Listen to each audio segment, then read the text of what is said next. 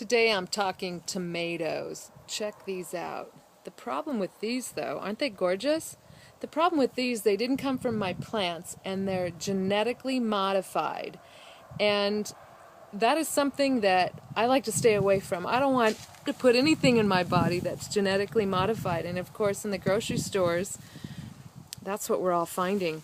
Some scientists that I was fortunate enough to be around last fall, about the time I was diagnosed with breast cancer, explained to me that about the food chain. And tomatoes, right here, these tomatoes, because look at, they got tags. I bought these at the store.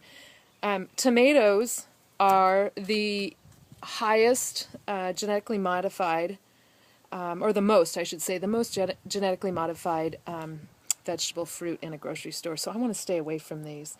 So that's why I've planted. These are my young tomato plants. Some are heirloom plants. I'm feeding them an organic plant food, and I'll tell you more about that in a minute. And then I have some over here. I've got them everywhere. I've decided less flowers, more food. Here's my big tomato plant right here. Here's another one. And then this one's just an itty-bitty one, but I'm, and it's kind of, it's a little dry. But I'm planting it. I've got some great soil here that's just full of nutrients.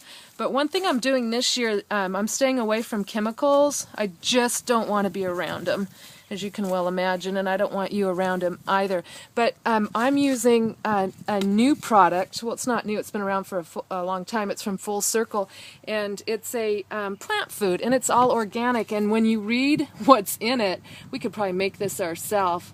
There's Iceland deep water kelp. There's Chilean nitrogens. So what's that nitrate from Chile? I'm not quite sure. But crab and shrimp shells, poultry feathers, etc., etc. So what I'm doing is I mix a little bit of it up in here, and once a week, I feed my plants. So anyway, just do a little bit of reading about genetically modified food that you're eating. Maybe you don't care, but I know I care. And also, I always thought soybean might be the most modified, genetically modified,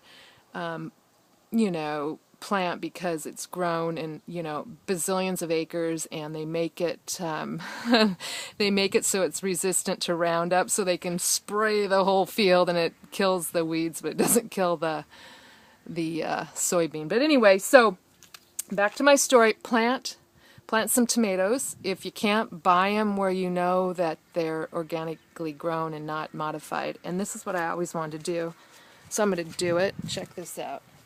Hope I can do it where you can see. Oh, maybe right there. How about that? Can you see that?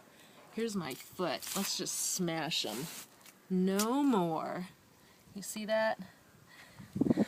No more genetically modified tomatoes. Do you got that? So you plant some, or call me, and when I'm harvesting, I'll give you some of mine.